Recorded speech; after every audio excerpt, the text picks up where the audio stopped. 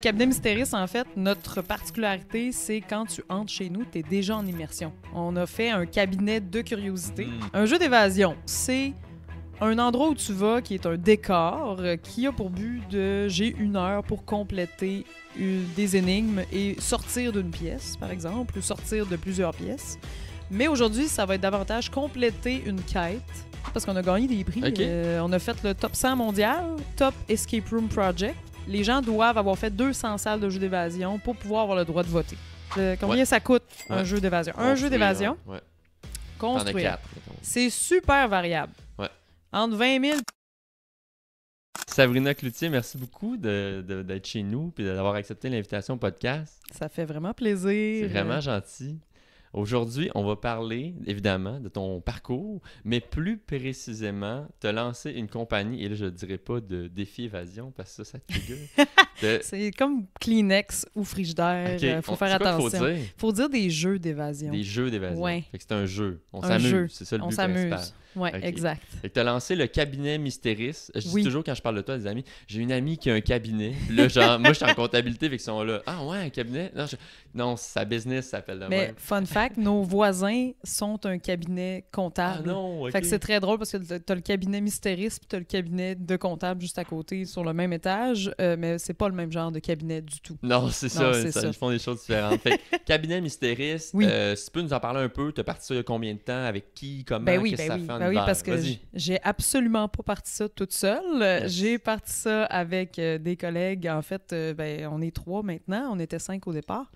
Donc Marjorie et Thomas. Donc Marjorie Langevin, qu'on salue. Marjorie Langevin, qui est notre directrice financière et notre spécialiste des processus et la meilleure en Excel que je connais, à part peut-être toi. Ben non, vu que c'est ta spécialisation. Moi puis elle, c'est le genre de personne qui ça donne mal au cœur tellement elle va vite quand elle fait du Excel. Là, c'est incroyable.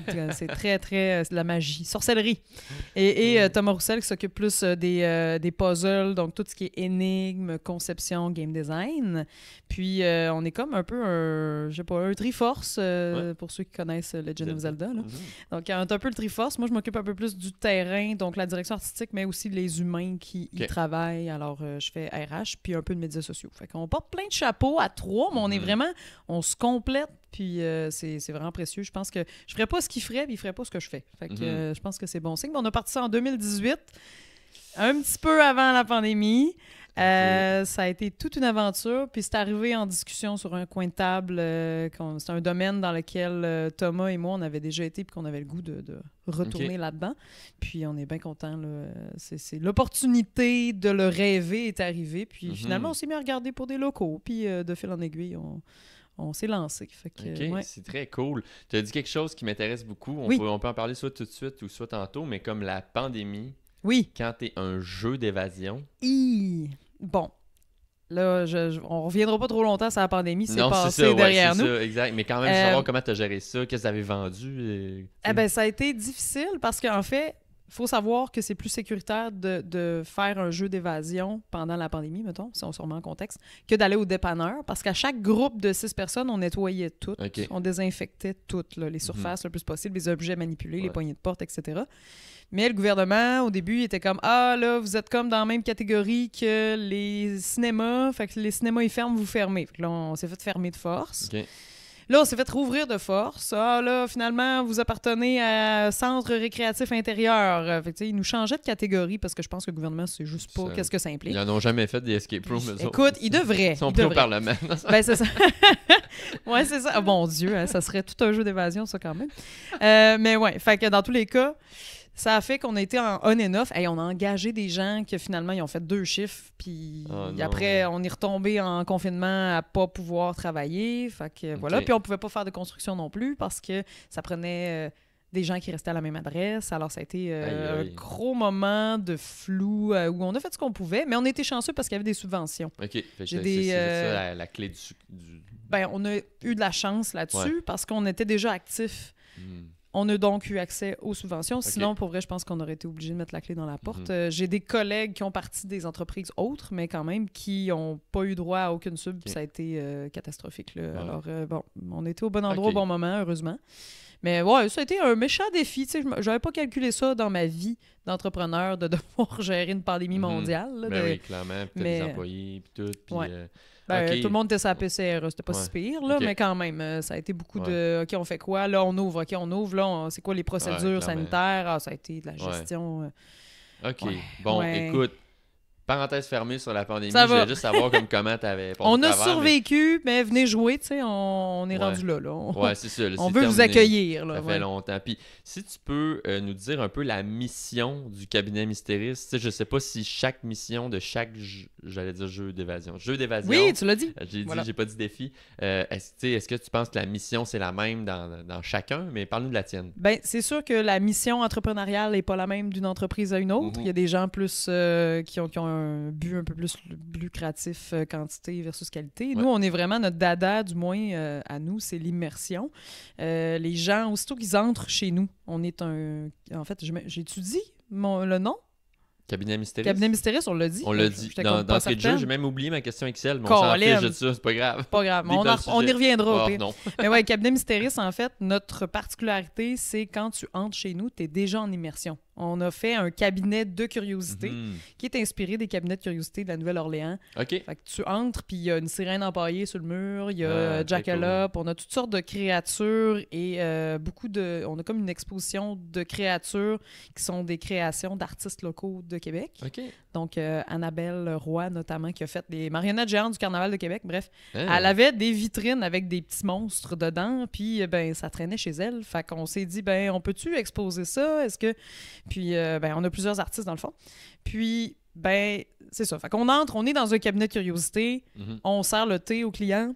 Okay. Fait que tu prends un petit thé, tu regardes les curiosités, t'es en immersion un peu années 30, il y a de la musique années 30 qui joue d'une vieille radio. Fait que c'est vraiment le but que le monde se sente transporté ailleurs dès le départ. Okay. C'est ça notre mission, je dirais, c'est que les gens vivent quelque chose qui les sorte de leur quotidien, puis vivent de quoi tu parles le fun. Notre slogan, c'est « Vivez l'impossible ». C'est qu'on veut que les gens trippent, puis s'en souviennent, puis fassent « Ah, wow, j'ai goût de retourner là ». Ouais, puis sans te flatter dans le sens du poil, mais je n'avais fait un à ton cabinet. À mon cabinet?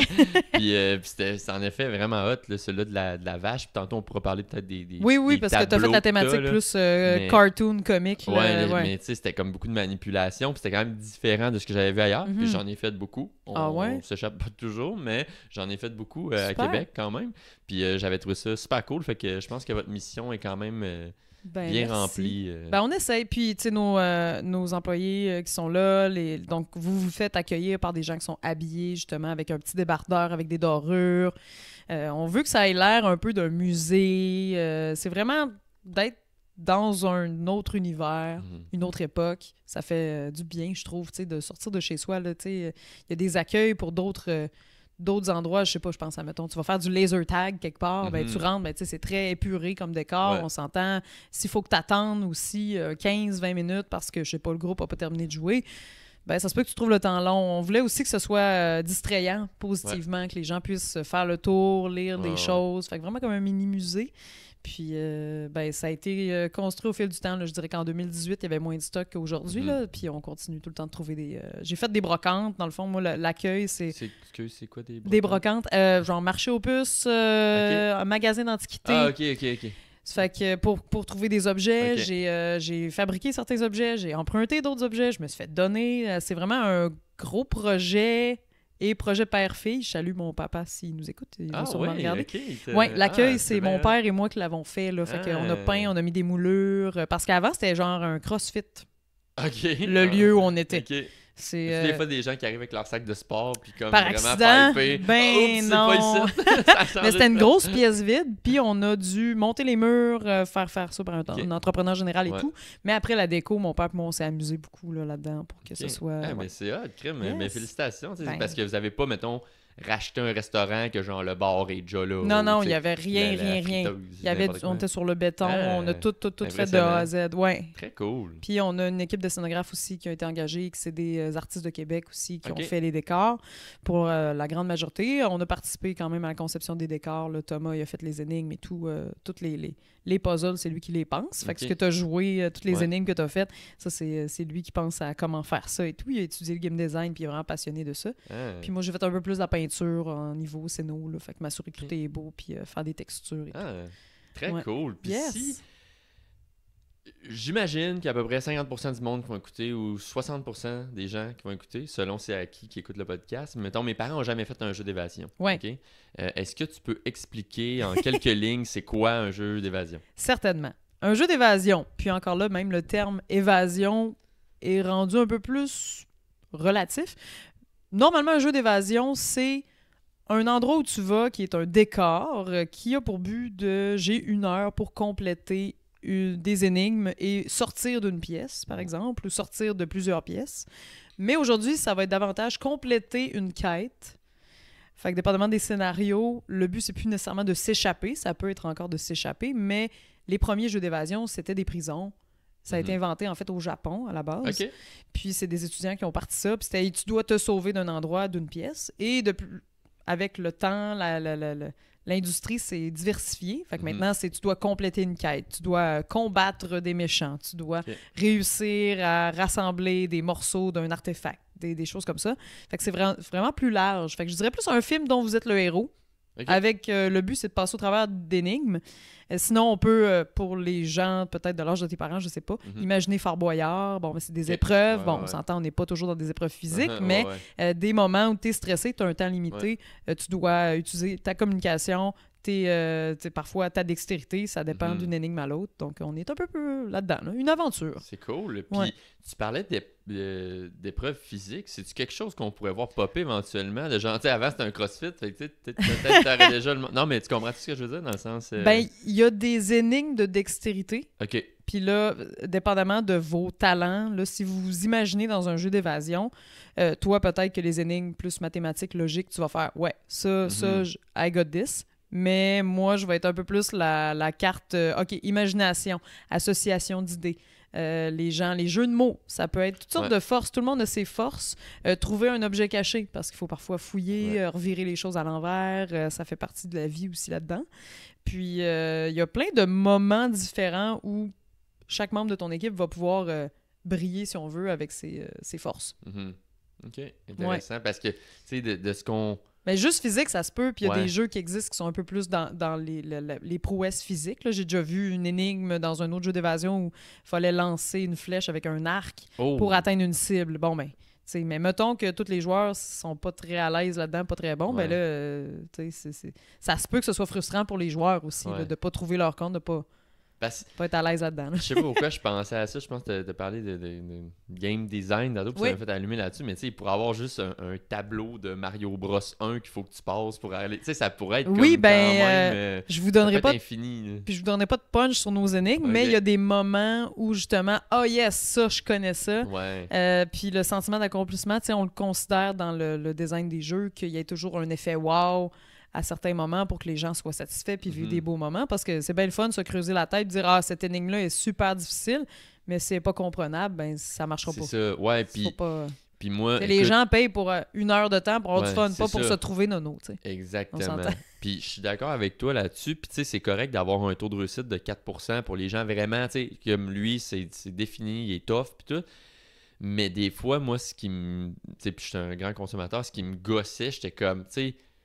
Oui, on a toutes des forces différentes, comme tu l'as dit tout à l'heure. Tu sais, je suis pas niaiseux pis tout, mais là, genre, je sais pas, là, c'était juste un double fond. Genre, tu sais, il y avait comme aucune logique, puis j'étais comme, ça me fâche que ça avait pas été logique. Mettons, c'est correct de trouver des affaires, mais tu vois, ça me fâche. Je suis comme, il n'y a pas de logique, ben, on ferait une bonne team parce que, tu vois, moi, les énigmes plus de logique, connecter des fils, faire des calculs mathématiques, des choses comme ça, moi, ça m'emmerde. Parce que j'aime pas ça, faire ça. Fait que, moi, quand je vais jouer, moi, je vais être la fille qui fouille partout, qui trouve les objets, une association d'idées avec des images, il faut trouver un mot qui relie 3 images. Là, tu m'as. Je suis là-dedans, puis j'ai du fun.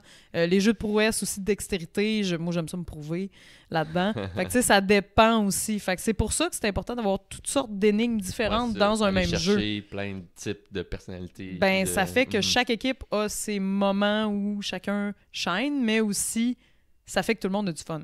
Tout le monde fait « Ah, cette énigme-là, une énigme de code morse. Ah ouais, je l'ai... j'ai eu ça, j'ai honné ça. » C'est le fun quand chacun contribue. Puis moi, c'est ça, j'allais dire tantôt, je suis le genre de gars que genre le jeu d'évasion, même si je l'ai réussi ou si je l'ai échoué, j'en parle pendant une semaine.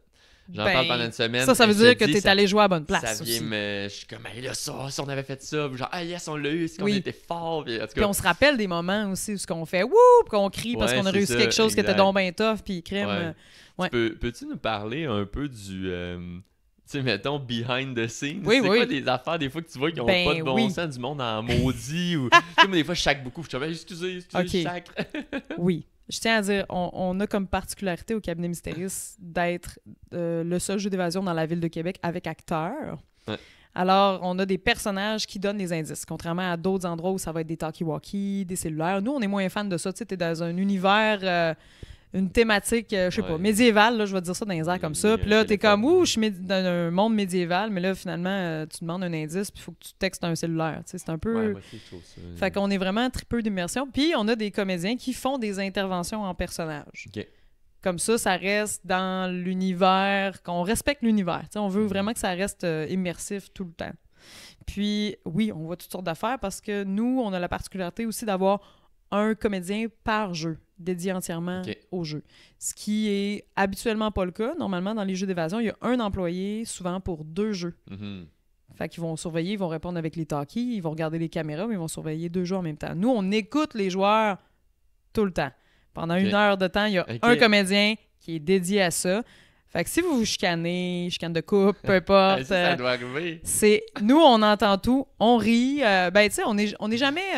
comment dire, on sera jamais dans la méchanceté de haha ou dans la frustration de sont pas bons les joueurs. On est toujours dans le positif parce qu'on se dit, nous, puis chacun de nos animateurs ont joué avant d'animer aussi. Fait qu'ils savent c'est quoi se creuser la tête, être pogné dans une énigme. Notre job, c'est juste que vous ayez du fun, dans le fond. Mm-hmm. Mais j'ai vu des affaires, mais des gens qui chicanaient. On a eu un couple. S'ils se reconnaissent, dites-le dans les commentaires. Mais ils nous ont avertis. Ils ont dit, pour vrai, là, ils ont dit, nous, vous allez capoter parce qu'on va s'engueuler. Vous allez être convaincus qu'on va se laisser tout le long du jeu. C'est le même à tous les jours. Mais c'est ça, mais attends. Là, ils nous disent ça, puis on fait « Ah, ouais, ben OK. » Mais faites-vous-en pas, c'est normal. Là, on fait « OK, c'est tel que tel. » Puis là, on les écoute jouer et sérieusement, je pense que je serais rentré dans le jeu s'ils me l'avaient pas dit pour dire « OK, ça avait comme pas de bon sens. » Ah ouais, c'est bien, toi, tu fais jamais rien, ça n'a pas d'allure. Mais tu sais, c'était agressif. Là. C'était pas des blagounes de « je t'insulte dans le joke » ou tu sais, je sais pas, là, des fois, il y a des gens qui ont des dynamiques d'humour plusieurs degrés. Non, ils se criaient dessus, là, puis j'étais « wow ». On a eu des clients, mettons, le gars, il est en date avec sa blonde, mais sa future blonde, I guess. Parce qu'on veut impressionner une fille. Puis il a déjà fait le jeu, puis on le reconnaît, on sait c'est qui. Non! Oui! Non! Oui, c'est bon, mon genre. Non, c'est pas vrai, jamais ça. Non, mais c'est parce que nous, on le sait, tu sais. Ah, c'est drôle. Fait que là, on est comme, mais il l'a déjà fait, tu sais. Fait que bon, on est comme, bon, ben en tout cas. Fait que là, puis nous, on n'a pas de record de temps parce que notre niveau de difficulté est modulable. Fait que si j'ai une petite famille qui vient jouer, ils n'ont jamais fait. Ah, ça, c'est intéressant. Ils vont triper autant que des cracks de jeu. C'est vraiment bon pour la business parce que on les a toutes faites, mais on n'a pas fait l'expert, mais j'étais avec ma petite de 8 ans. Oui. Ah, pas de trouble. Fait que, tu sais... Brillant. C'est important parce qu'on veut que les gens aient du fun. C'est ça le plus important. Fait que, tu sais, le monde qui sont comme nous, on en a fait plein, on veut pas d'indices. On fait, OK, ben c'est sûr que vous allez devoir parler avec le personnage, mais ça, on va rajouter de l'ambiance. On n'est pas là pour vous mettre des bâtons dans les roues, on est là pour que vous ayez un bon moment, tu sais. Mais j'ai... Le cas du gars qui fait semblant, qui est en date, qui fait semblant qu'il n'a jamais fait le jeu. J'ai vu ça plusieurs fois, puis il y a des endroits où il y a des records de temps. Ouais. Puis j'ai déjà entendu ça, là, quelqu'un qui était comme « Ah, moi, j'ai brisé le record. Fait que j'ai brisé le record, puis que l'employé a fait « Ben non, là, t'es déjà venu jouer. » Fait que ça a un peu pété sa date, là. Mais en tout cas, la vérité a éclaté au grand jour. Wow. Mais oui, on en voit de tous les genres. Des gens fâchés de perdre aussi, ou des gens qui sont fâchés après le jeu. Ça arrive. Tu sais, ton cadenas, il marche pas. Là, tu rentres dans le jeu en personnage, tu le fais, ça marche, tu fais bon. Tu sais, des fois sur l'adrénaline, tu sais, mais on reste gentil parce que. En même temps, ça nous arrive d'être fâchés quand on va jouer ailleurs. Tu sais, il faut rester humain là-dedans, c'est important. Ah ouais. Ok, c'est drôle. Non, mais c'est correct. Une parenthèse. C'est sûr qu'on en voit toutes les couleurs comme dans toutes les places. Absolument. Peux-tu nous parler de combien vous avez de jeux? Oui. On en a 4, mais dans chacun des jeux, il y a plusieurs salles. Donc 3 salles environ. Dans une autre, 4. Puis les scénarios, on s'est dit, parce qu'on a vraiment fait un niveau de recherche, parce que quand on s'est penché sur On ouvre le cabinet mystérieux, on voulait des scénarios différents. Fait que, tu sais, mettons, la prison, c'est un classique. Le tombeau de Pharaon, c'est un classique. Pyramide. Puis moi, j'adore ces thématiques-là. Là. Pirates, tu sais, il y en a... Fait qu'on a dressé une liste des 50 thématiques qui sont très utilisées, disons ça comme ça, pour essayer d'aller ailleurs dans nos choix. Je vais triper puis je vais toutes les faire, les tombeaux de Pharaon ailleurs. J'aime vraiment ça. Mais on s'est dit, on va essayer de se démarquer en faisant quelque chose de différent. Puis on s'est dit même, on pourrait créer nos univers pour le plus possible essayer d'innover. Il y a un univers qu'on a fait, qu'on s'est inspiré de plus Mad Max, Borderlands, fait qu'on est dans le post-apocalyptique. Parce que j'ai fait des recherches, parce que moi, j'étais comme, post-apo, je trouve ça le fun. Puis, le plus près de nous est comme à New York, thématique Fallout. Fait qu'on s'est dit, let's go, on se lance. Fait qu'on a eu l'idée de faire ça. Ferraille Hurlante, qui est un univers post-apocalyptique où, dans le fond, tu as été kidnappé par des maraudeurs qui parlent de te sacrifier à leur chef, Lady Gasoline, ou du moins, est-ce que c'est leur chef? C'est bien inquiétant. Puis ton but, c'est d'essayer de t'évader. Là. On est dans un tableau plus classique. Puis nous, c'est des tableaux, dans le fond. Mario 64, tu connais? Ouais. Bon, on rentre dans des tableaux. Ouais. C'est un peu ça notre but. Fait que les gens, c'est le cabinet de curiosité, c'est les expositions qu'on a, puis les tableaux souvent nous absorbent dans d'autres mondes. Fait qu'on est là-dedans. C'est bien hot. On essaye. Mais c'est cool que ce soit différent, parce que puis ça, c'est vrai pour tous les business. T'sais, si tu essaies de faire comme... C'est correct de s'inspirer, puis moi aussi, je m'inspire dans ce que je fais, parce qu'il faut que tu commences somewhere. Comme, ça marche pour ta personne. À un moment donné, tu développes ton style. Mais si tu fais la même chose que l'autre, si lui, ça fait 6 ans qu'il a parti ça, toi, tu essaies 6 ans plus tard, ça se peut bien que ça marche pas pour toi. Puis on avait même un souci de faire quelque chose de différent de ce qu'il y avait déjà à Québec. Puis je pense qu'on a bien réussi pour vrai. Il y a même des compagnies qui s'inspirent de nous là, dans d'autres villes. Fait que tant mieux, tant mieux. On a fait quelque chose de bien. C'est ça que ça veut dire. Moi, je suis content. Mais il y a quelque chose que tu as dit tout à l'heure, puis je pense qu'on s'en était parlé à un moment donné au café à Mike, ma station café. On est tout le temps rendus là. On les salue. On les adore. Mais dans le fond, chez Double Tour, à Double Tour, qui est moi personnellement mon préféré. Oui, très beau décor aussi. Puis, mais il y avait tout le temps quelqu'un. Là, de ce que je comprends, il y aura peut-être plus de monde avec nous. Ça a changé de propriétaire. OK, ça a changé de... En tout cas... Ça a changé de propriétaire. Fait que il n'y a plus d'acteurs. Voilà. C'est triste. Du moins, puis là, je veux pas m'enfarger... c'est ce qu'on m'a dit de gens que je connais qui travaillent là-bas malheureusement, mais ça a été racheté. Ils ont fait des choix différents. Mais c'est parce que ça coûte cher. Les salaires d'employés coûtent très cher. Ben oui, c'est normal. Puis quand tu as un employé par jeu, ça coûte vraiment plus cher. C'est sûr. Pour ça que la majorité des jeux d'évasion fonctionnent avec une personne, un talkie, 2 jeux en même temps. C'est plus... ça fait du sens aussi. C'est ça. Mais nous, on préfère avoir de la qualité puis de quoi d'unique que les gens vont se rappeler. C'est correct aussi de rester stay true to yourself. Si toi, tu believes là-dedans puis que t'aimes ça quand il y a ça, mais pourquoi tu couperais? Ou il y a peut-être moyen de réinventer aussi, je sais pas trop, là, je vais name-dropper l'intelligence artificielle, mais il y a peut-être moyen de rendre ça encore plus cool, puis tout, puis de justement couper des coups, puis tout, mais... il existe des jeux qui fonctionnent à l'intelligence artificielle. Je pourrais y revenir tantôt. Il y en a un particulièrement que j'ai en tête, mais ouais. C'est chez vous, ça? Non, dans une autre compagnie, c'est Sauf-qui-peut, à Saint-Jean-sur-Richelieu, la forêt de Falderon. OK. Là, j'espère que je dis le titre comme il faut. C'est en gros... les joueurs, c'est 4 joueurs. Ça ne joue pas en bas de 4 joueurs. Puis le jeu va... s'adapter à ton niveau d'apprentissage. Donc, il va te donner des indices. Puis c'est tout automatisé. Je suis contente de l'avoir fait parce que c'est vraiment le fun, mais c'est quelque chose parce que c'est un robot qui donne les indices. Là. Ben, je dis c'est un robot. Je dis intelligence artificielle. Encore là, je ne suis pas connaisseur en la matière, mais c'est tout automatisé. Puis si tu vas très vite, tu es très bon, le jeu va te ralentir un peu. Puis si ça va pas bien, il va te donner des indices. Fait que moi, j'ai joué et j'ai trouvé ça vraiment impressionnant. Puis il y a beaucoup d'interactions. Fait que les joueurs, au départ, ont des objets. Puis l'objet va servir un moment donné pour des énigmes. Je dis rien d'autre. Mais j'ai bien aimé ce jeu-là quand même.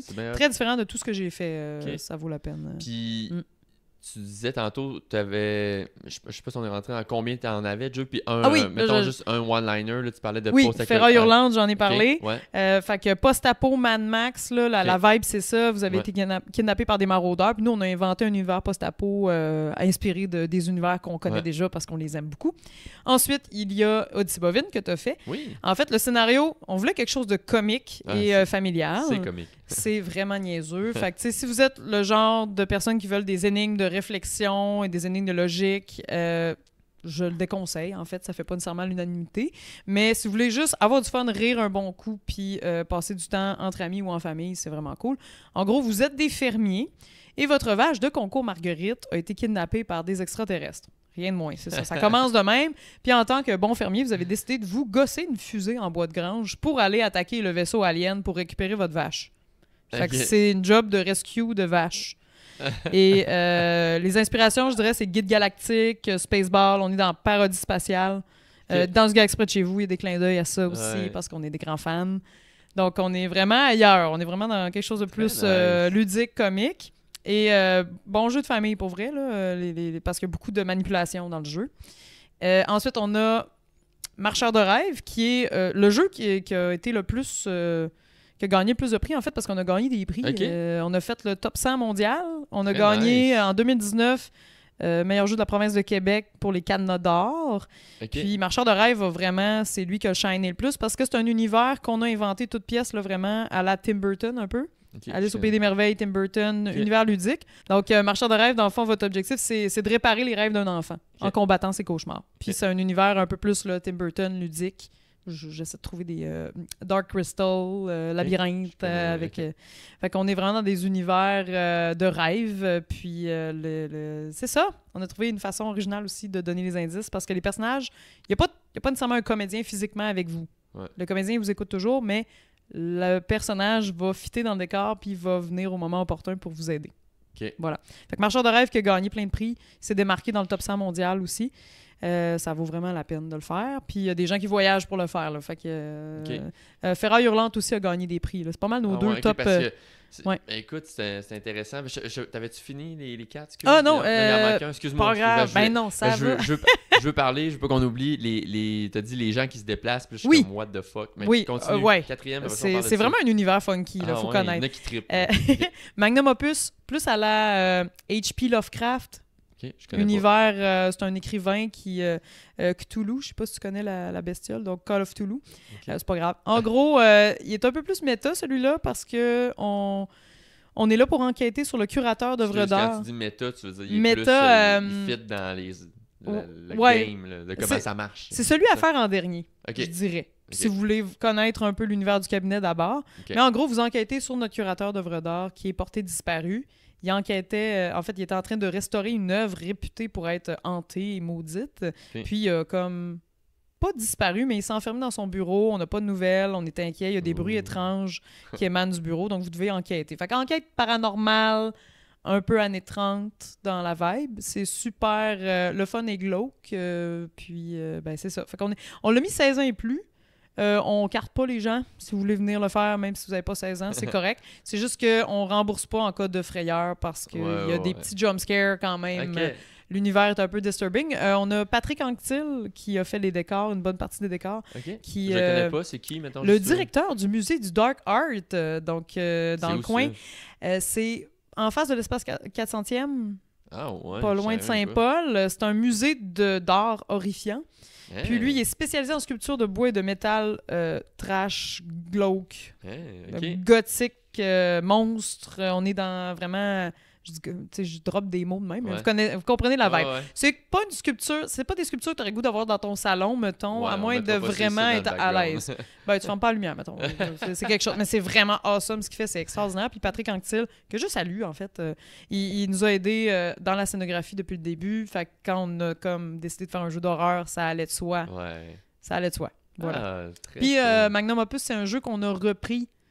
Donc, on a repris certaines énigmes, en fait, d'un jeu de Montréal, d'une compagnie qui a fermé, qui s'appelait Codex, qui avait vraiment un peu la même mission que nous aussi, de faire rêver les gens puis de mettre de l'amour dans leur truc. Fait que nous, on est allé récupérer les décors et les énigmes. On a remanié ça sauce mystériste, puis on a On a changé l'histoire, évidemment, mais c'est les mêmes énigmes qu'on a modifiées un petit peu. Puis, j'aurais dû te demander ça au début, mais Mystéris, genre mystère, on n'a pas... Oui, mystère. Au début, on pensait à Cabinet des mystères, puis mon collègue Thomas Roussel adore le latin, donc Mystéris veut juste dire des mystères. Puis on s'est dit, c'est le fun d'un branding qui est mystérieux pour de vrai, le monde se pose la question. Bon, tout le monde oublie qu'il y a 2 i dans notre mot parce que personne écrit 2 i dans les mots. Écrit, moi, 2 i. Ah oui, tu l'as écrit, tu l'as eu, bravo. A++. Mais ouais, merci, c'est ça. Très bon en latin, moi. Mais c'est un mix de nos couleurs aussi, là, fait que ça fit. Ah, mais j'avais oublié de te demander ça. Mais sinon, là, il y a quelque chose qui me... Les gens voyagent. Ben, what the fucking fuck? Ben, t'en fais beaucoup. Ouais, mais là... Mais là, attends, mettons, t'as tout fait les jeux à Québec. Ouais. Ce qui est très possible. Il y a 8 compagnies à Québec. Bon, ben après... Tu vas aller en faire à Montréal. Ok, tu dis on fait un road trip à Montréal puis on va en faire. Mais après, mettons que je te dis que les meilleurs jeux au monde sont à Budapest, à Amsterdam.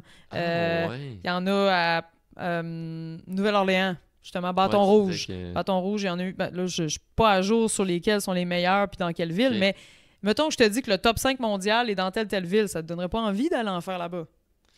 Je suis fan, là, mais pas à ce point-là. Mais mettons que tu t'en vas en voyage en Angleterre bientôt. Ouais. Bon, ben de regarder les ratings, voir, y a-tu un jeu d'évasion proche? Parce que, je sais pas, mettons, t'es avec des collègues puis ça te tente de... Ouais, c'est une bonne idée, tu pourrais être surpris parce que peut-être qu'il y a, dans le top 100, il y a des jeux d'Angleterre qui sont extraordinaires. Fait que tant qu'à voyager quelque part, moi, j'étais allé au Mexique dans un resort avec mon père, ben j'ai regardé les compagnies où j'étais à Puerto Vallarta, savoir s'il y avait un jeu d'évasion. Il y en avait un. Fait que c'était comme...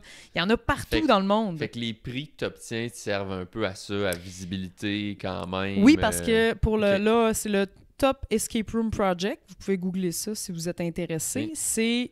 Les gens doivent avoir fait 200 salles de jeux d'évasion pour pouvoir avoir le droit de voter. Puis nous, on s'est démarqué... minimum 200 salles. 200? Oui. Il m'a fait 10. Ben, quand je dis on est dans le top, quand on a fait le top 100, là, c'est des gens qui ont pris le temps de voter pour nous de partout dans le monde aussi. Quand même. Parce félicitations, c'est très cool. Ben, ça fait plaisir. Ben, tu sais, on a 8 compagnies dans la ville de Québec. Au Canada, peut-être 300 compagnies, mettons. Je pitch ça comme ça. Mais tu sais, dans le monde, il y en a beaucoup. Là. Plus que 1000? Oui, pas mal plus. Ben oui, c'est ça. Ah, c'est fait que ça vous donne une idée, hein, quand même. Cool. Ouais. Puis, tantôt, on a parlé un peu, tu sais, comment tu as passé à travers la pandémie puis tout, mais ça m'amène à penser, tu sais, il y a plein de restos qui se sont réinventés, là, ils ont commencé à livrer des affaires, whatever, tu sais. Mais toi, tes produits que tu as à vendre, tu sais, t'as-tu juste, genre... T'achètes un billet pour aller faire un escape room ou t'as d'autres choses? Ben, on a des cartes cadeaux, ça, c'est certain. OK. On a de la merch un petit peu. On a des t-shirts, des tucs avec notre jackalope, qui est notre emblème. En fait, c'est un lapin avec des bois de chevreuil. Puis, on a choisi cet emblème-là parce que ça représente un peu l'intelligence. Ça fait des merveilles un peu, non? Oui, aussi. Mais on trouvait que c'était une belle créature. Puis, on a regardé, puis il y a genre un festival de skate qui a le jackalope comme emblème et c'est pas mal tout. Puis on s'est dit, c'est parce que c'est une créature qui a la capacité de reproduire la voix humaine, selon les légendes l'entourant, qui est super intelligente, puis qui réussit jamais à se faire attraper.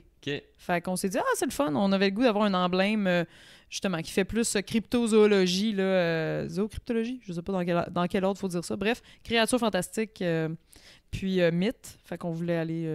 puis on a adopté cette créature comme mascotte. OK. Voilà. Intéressant. Oui. Puis, dans le fond, fait que ça, en parlant un peu de tes produits, de la merch, des cartes cadeaux, puis des étiquettes pour aller faire un jeu d'évasion. Ouais.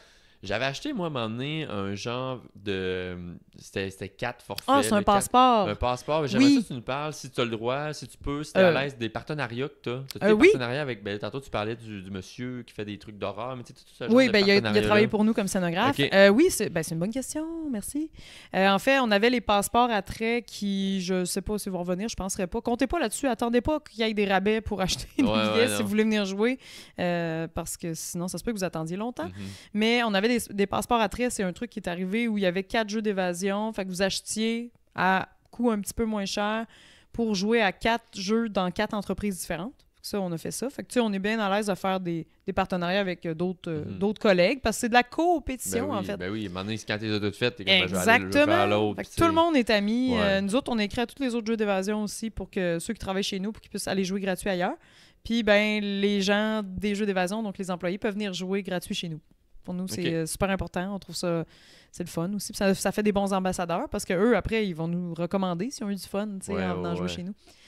Puis sinon, partenariat, on a la Shop Goblin. Oh yeah! Faut que j'y aille, là, je suis jamais allé. Ben, si tu viens jouer chez nous, là, ça se passe n'importe quand. On a un partenariat avec eux qui fait que tu as une consommation gratuite à chaque fois que tu viens jouer chez nous. OK. Fait qu'à chaque fois, tu peux noyer ta défaite ou célébrer ta victoire, mais t'as puis on parle d'une pinte de bière ou un verre de cidre. C'est quand même vraiment chouette. Fait que tu sais, puis ils sont vraiment situés pas loin de chez nous, fait que les gens après ils peuvent y aller. Puis, c'est nice. Ouais. Fait que tous les gens qui viennent chez nous. C'est vraiment cool. Puis c'est un restaurant médiéval pour ceux qui ne savent pas. Les gens parlent en joual, tu peux piocher dans le plancher pour appeler l'aubergiste. C'est super cool. Ouais, c'est très. Je suis jamais allé, mais genre. Je pense que j'aurais dû faire ma fête de 30 ans là. Ah ben. Parce que genre, ça aurait été fais ta fête de 31 ans là, tu seras pas déçu. Ouais. Il y a des trucs spéciaux qui se passent quand c'est ta fête aussi. Je vous dis rien, mais tu mentionneras que c'est ta fête. Ouais. Est-ce qu'on avait terminé sur les partenariats? Oui, c'est pas mal ça. Il y a la revanche. Hey, je me rappelle plus la revanche. Mais je me rappelle plus. Non, c'est bien chill. Pas grave, on peut couper ce bout-là. OK. T'es drôle. Tu me donnes la job, non. C'est pas long. 2 bouts. Sinon, si tu peux nous parler à peu près, tu sais, ça... Parce qu'il y a quand même beaucoup de décors, il y a du travail derrière la patente. Ça peut coûter combien un jeu d'évasion? Puis une autre question, écoutez, je parle en termes de construction, là, pas genre aller jouer. Ben peut-être aussi aller jouer à peu près combien ça coûte pour quelqu'un. Mais beaucoup de questions dans ma question. Puis, y a-tu des coûts de réparation quand même? Ah oui. Des affaires qui pètent, le monde sont pas bons. Puis... J'appelle ça affectueusement l'érosion humaine. C'est-à-dire à force d'avoir un puzzle, mettons une porte qu'on ouvre. Ben, si moi, on fait un calcul rapide, 7 groupes de 6 personnes, mettons qu'on dramatise, qui ouvrent cette porte-là puis qui la ferment à chaque jeu, ben, à un moment donné, ça se peut qu'on ait à réparer les pentures. C'est valide pour tous les mécanismes de jeu, tous les puzzles, donc les énigmes.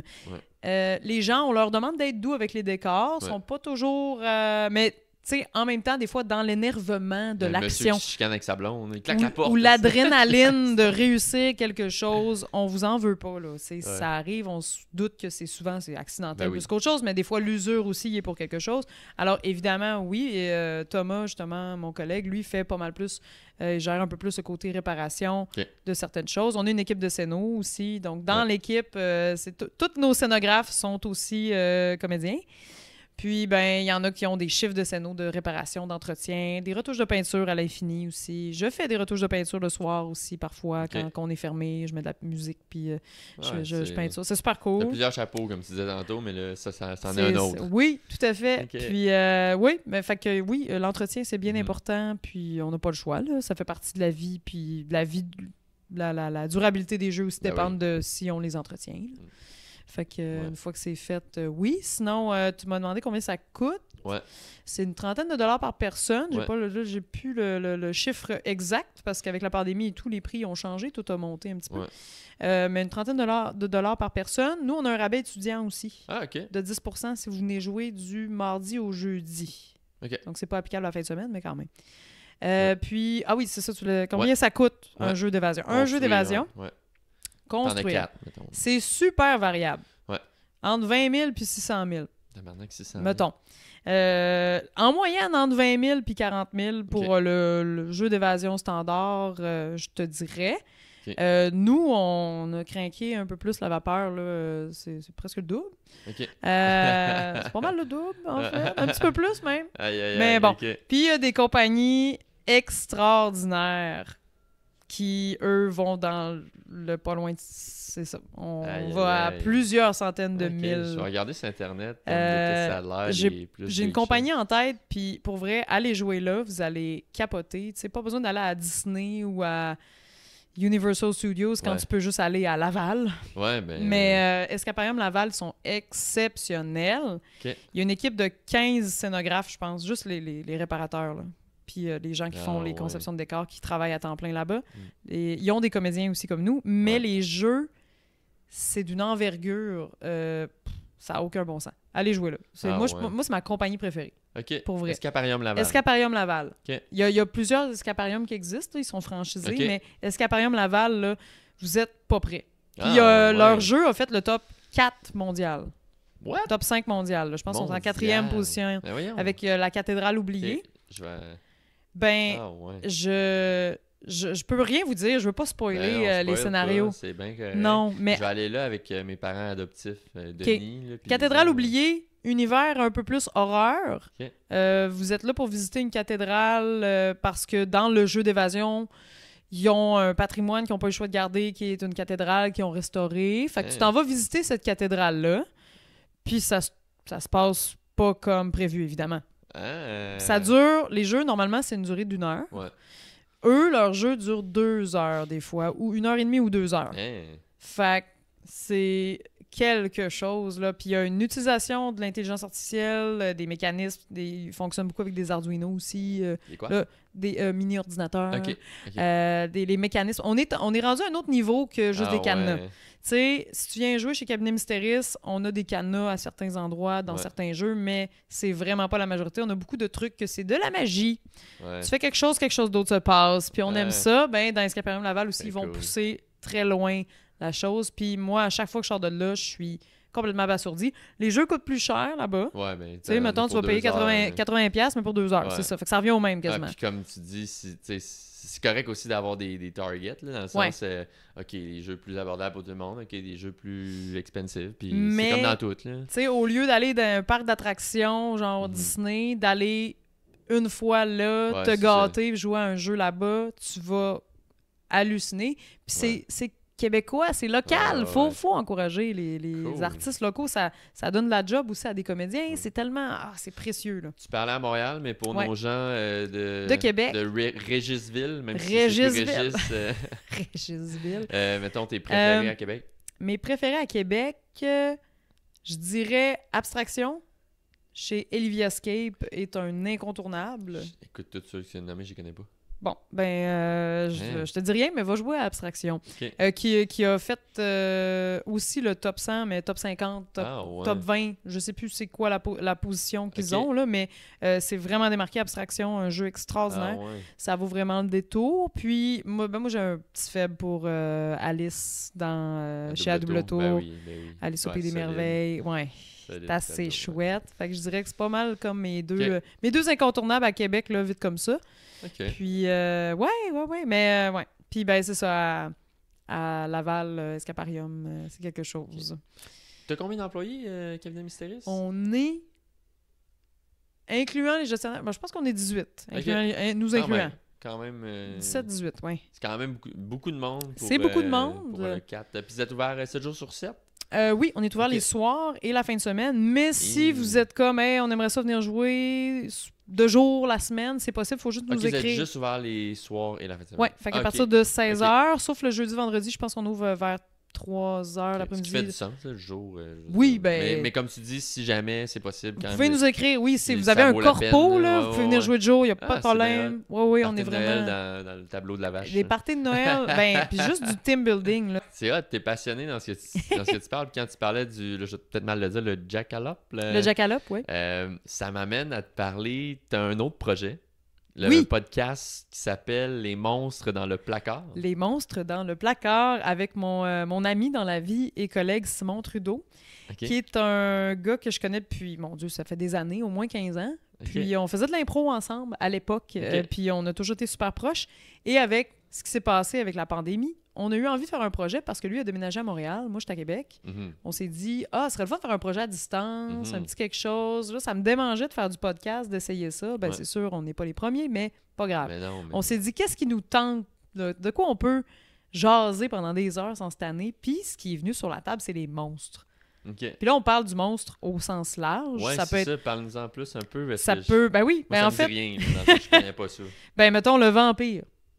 Ben, on le connaît tous d'une façon ou d'une autre, mais ça vient de où, ce mythe-là? C'est pourquoi on en a peur? Pourquoi on le trouve sexy? Pourquoi? Tu le trouves sexy? Ben non, pas nécessairement, pas moi personnellement, mais mettons, pourquoi les Twilight, c'était les Anne Rice? Tu sais, souvent, il va y avoir beaucoup d'érotisme lié au vampire. Pourquoi? Tu sais, d'aller creuser, savoir le loup-garou, ça vient de où? Comme le background. Le background, mais on parle d'histoire, on parle étymologie, histoire, on va parler science aussi.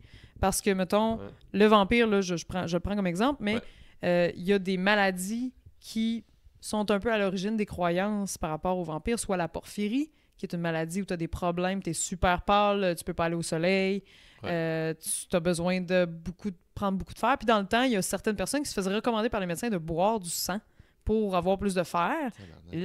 Oui. Fait qu'on creuse tout ça, puis c'est de manière ludique, mais en même temps, on n'est pas dans la conspiration non plus. On veut essayer d'aller chercher des informations qui sont le fun, qui sont parfois ludiques, parfois véridiques aussi. On donne nos sources aussi, c'est bien important. Et on défriche le sujet, Simon et moi, ensemble pour un monstre. Et après, on invite quelqu'un pour en parler. OK, fait que vous commencez tout le temps juste les deux sur la ligne. Notre podcast, il est à chaque pleine lune parce qu'on s'est dit on veut pas que ce soit trop demandant. C'est ça, c'est pas consistant en ce moment. C'est mais comme 2 par mois. OK, ben c'est fait consistant qu'on a un podcast à chaque pleine lune parce qu'on s'est dit on va avoir... c'est vrai là, l'affaire de la pleine lune. Oui, on sort. Ça fit avec le thème. Ben c'est ça. Pour le fun, on n'est pas New Age, là, vraiment pas. On est juste geek. Fait qu'on fait ça, puis nos invités, c'est à chaque nouvelle lune. Fait que comme ça, on a 2 dates dans le mois, c'est pas trop demandant, mais on a du fun. Puis on a quand même reçu des gros noms, là. On a reçu Christian Page, on a reçu Charles Beauchesne. Christian Page, je connais pas, il fait quoi, mettons, il est genre animé à Canal D, il est spécialiste du paranormal, il passe à Radio X régulièrement pour parler de phénomènes paranormaux, super trippant. Puis c'est un gars qui est super intéressant à jaser. Fait que, tu sais, puis là, je nomme des gens, mais on fait découvrir des gens aussi. On invite des conteurs, des scientifiques. On a eu un vulgarisateur scientifique qui est venu parler des monstres à travers les fossiles. On a eu une spécialiste du sommeil qui s'occupe des recherches du sommeil à l'Université Laval, qui est venue parler du monstre de la paralysie du sommeil. C'est quand tu as l'impression qu'il y a une ombre devant toi. OK, fait que c'est quand même, vous couvrez large quand même, dans le sens c'est un monstre de la paralysie du sommeil. Absolument. Avez-vous un épisode sur le bonhomme 7 heures? Je sais pas pourquoi je pense à ça. Oui, on a parlé de ça, bonhomme 7 heures, d'où ça vient. Tu sais, bonhomme 7 heures, ça vient de plusieurs appellations, dont Bone Setter, parce que les gens venaient appeler le ramancheux, souvent, parce qu'il y avait mal partout, puis c'est comme, bon, ça coûte cher aller chez le médecin. Fait que le ramancheur venait à la maison faire craquer les os. Fait qu'on parlait aux enfants de lui comme étant, tu sais, si t'écoutes pas, tu vas te faire craquer par le bonhomme 7 heures. Parce que là, tout ce que les enfants avaient comme information, c'était, mettons, un parent dans une autre pièce qui fait avec des bruits d'eau qui craquent. C'était épeurant. Fait que ça, c'est une des sources, mais il y en a plein. Puis, on a parlé même des creepypastas. Creepypasta, ça, c'est comme des histoires inventées sur le web. C'est comme des légendes urbaines. OK. C'est comme l'émission qui passait, je sais pas si c'était à Canal D, Légende urbaine. C'est arrivé à l'ami d'un de mes amis, ou genre Chair de poule. Ben ouais. Avez-vous un épisode sur Chair de poule? On pourrait. J'arrête plus. Mais non, mais pour vrai, mais c'est ça qui est le fun, c'est que le monstre a le dos large. Puis c'est qu'est-ce qui est un monstre? T'sais, on a fait un épisode de True Crime, évidemment, parce que c'est... L'homme est un loup pour l'homme. Bon, ben bref. Mais d'aller voir, dépendamment de ce qu'on file aussi, tout ce qui est véridique, historique, imaginaire, les monstres imaginaires, les creepypastas, c'est des histoires que tu vas lire sur Reddit en ligne de un monstre, je sais pas, là, le Siren Head, c'est un genre de monstre avec une tête de sirène là, qui fait, tu sais, les sirènes qui callent l'apocalypse, là, Silent Hill, puis les sirènes d'urgence. Là. Bon, ben c'est un monstre qui aurait l'air d'un poteau électrique puis qui se camouflerait en montagne parmi des poteaux électriques, puis qui chasserait les gens pour de vrai. Tu sais, on le sait que c'est pas vrai. Ça a été inventé sur Internet. Mais ce qui est fascinant, c'est qu'on se laisse prendre au jeu, puis c'est terrifiant, puis en même temps, on a le goût d'y croire. Il y a comme vraiment quelque chose là-dedans. Puis, toutes les origines des mythes aussi, tu sais, pourquoi on a peur de telle ou telle chose. Tu sais, t'as de l'air vraiment passionné. Tu l'as dit un peu, t'es geek, tu sais, des références à Silent Hill que je comprends, parce que je suis quand même gamer, puis tout. Mais tu sais, c'est qui, mettons, qui écoute ça? As-tu une idée quand même du profil type? Oui. C'est des gars plus geeks, genre...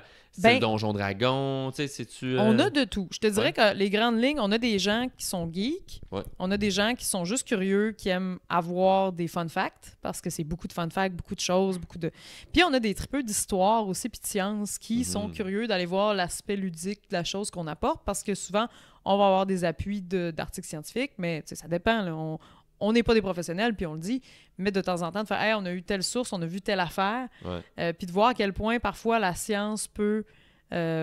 ou un fait réel peut être associé à un mythe parce que ça nous adonne bien, tu sais.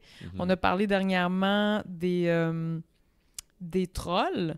Okay. Ce prochain épisode qui va sortir, nice. s'il n'est pas déjà sorti, je ne sais pas quand est-ce que vous allez regarder l'émission, mais puis on a parlé des trolls de Norvège. Puis en Norvège, il y a une carte que tu peux trouver où les gens ont comme mis les endroits où habitent les trolls en Norvège. À quoi ça sert, tu vas me dire? C'est que les gens, par souci d'écologie puis de prendre soin de l'environnement, ils ont fait une carte en disant « Hey, là, ça, c'est les habitats des trolls, faut pas les déranger » pour aller un peu mettre de l'emphase sur certaines régions protégées, des réserves fauniques, des choses comme ça, pour faire attention à l'environnement. Puis tu sais, c'est en prétextant que c'est pour les trolls, pour protéger les trolls, parce que ça fait partie du folklore. Je me demandais aussi que tu t'en allais avec ça. Ça fait partie du folklore norvégien, tu sais, puis le monde, c'est une mascotte. Mais il y a quand même des gens qui vont utiliser ça, justement, à des fins pratiques. Puis, c'est ça. Puis on aime ça, se conter des histoires. On aime ça croire. Mais t'es clairement passionné de ça. On le sent quand t'en parles, puis ça, c'est nice. 2 dernières questions. On va terminer là-dessus. 2. J'aimerais ça, dans un souci de productivité, parce que les gens qui nous écoutent, c'est surtout ma mère, ma soeur. Non, blague à part, mais tu sais, mes parents aussi des jeunes professionnels, c'est ça que je vise un peu. Puis moi, j'aime ça comme dans la vie, tu sais, work smarter, not harder. Puis je veux te demander un tool, un outil de productivité technologique que tu utilises qui te sauve bien du temps et que tu aimes et que peut-être que les gens pourraient découvrir. Sling. S-L-I-N-G? Oui. C'est une application qui permet de faire des horaires, de faire des demandes de congés. Et c'est un peu comme un Facebook à l'interne pour une équipe de travail. Ce qui permet de te déconnecter complètement quand tu sors de la job. Ben oui. Et ce qui permet aussi de pouvoir rejoindre les gens pour des trucs non urgents. C'est sûr qu'on s'appelle puis on s'écrit sur Messenger quand il faut parfois, mais pour éviter la charge mentale. Surtout pour les entrepreneurs qui commencent, faites attention à votre santé et à votre charge mentale. De par moment, ne pas être rejoignable, ça peut être 100%. Ça peut être obligatoire pour reprendre de nos forces. Puis, il y a moyen d'écrire des messages au groupe, à une personne en privé, de faire des conversations, un feed carrément. C'est super chouette pour ça. Nice. Puis, de voir les conflits d'horaires. Fait que quand tu fais tes horaires, tu le vois s'il y a un conflit. Demande de congé, tu te punches aussi parce que nous on marche avec un punch, fait que tu te punches là-dessus. Puis c'est très complet, je te dirais. Là, comme, intéressant, je connaissais pas ça. Je vais même y jeter un œil par curiosité. Ça vaut la peine. Sabrina, dernière question pour toi. J'ai le beau petit cochon ici. Oui. Il est doux en plus. Il est vraiment beau. Je peux-tu le flatter? Ben oui. Il est fait avec une canne de Javex. Trop beau. Du recyclage. J'aime ça. Ma mère est très bricoleuse. Je l'adore. On salue Linda, d'ailleurs. Y a-tu un nom? C'est la Piggy Bank. C'est la Piggy Bank. Mais non, elle n'a pas un nom. Mais on peut dire... Avec le podcast, j'aimerais faire... je le fais, mon caritatif, fait que je récolte des dons pour... On récolte tous ensemble des dons pour des causes. Les causes des prochains épisodes, j'ai un partenariat. En fait, c'est pas vraiment un partenariat, c'est juste que je me suis dit, Piolet sont à Québec. Ils aident les jeunes entre 16 et 35 ans à leur apprendre à réintégrer un peu la société, soit en leur offrant des logements moins chers sur la rue à Vanier et à Loretteville. Ils ont un resto-école aussi à Loretteville. Fait que ça va être ça la cause, mais ma question pour toi, c'est aimerais-tu contribuer du montant de ton choix à cette cause-là? Ben, si c'est possible, j'aimerais ça t'offrir des cartes cadeaux pour venir jouer chez nous. Parce que je me dis souvent, ça fait du bien aussi de vivre une expérience, profiter de l'animation. C'est pas toujours quelque chose qui est super abordable. Des fois, quand t'es étudiant ou que t'es dans une situation précaire. Fait que moi, je te ferais des dons de cartes cadeaux pour venir jouer au Cabinet Mystérieux. Certainement. On va parler avec les gens du Piolet puis on va essayer de trouver une façon de faire tirer ou je sais pas trop, pour que ça soit dans les mains de ces gens-là qui sont un peu dans le besoin puis que justement, ils ont peut-être pas les moyens de se payer du luxe comme ça. Fait que merci pour vrai pour les cartes cadeaux d'un, mais aussi surtout pour l'entretien. C'était super agréable. Merci à toi. Merci Sabrina. Trop fin. Merci. Je reviens quand tu veux. Yes! Si vous avez apprécié cet épisode, il serait très important de laisser une revue avec beaucoup d'étoiles et ce, peu importe la plateforme sur laquelle vous l'écoutez. Si vous êtes sur YouTube, laissez un commentaire ainsi qu'un like. Ceci permettra au podcast d'être propulsé par l'algorithme. Partagez cet épisode avec vos amis et on se dit à la prochaine.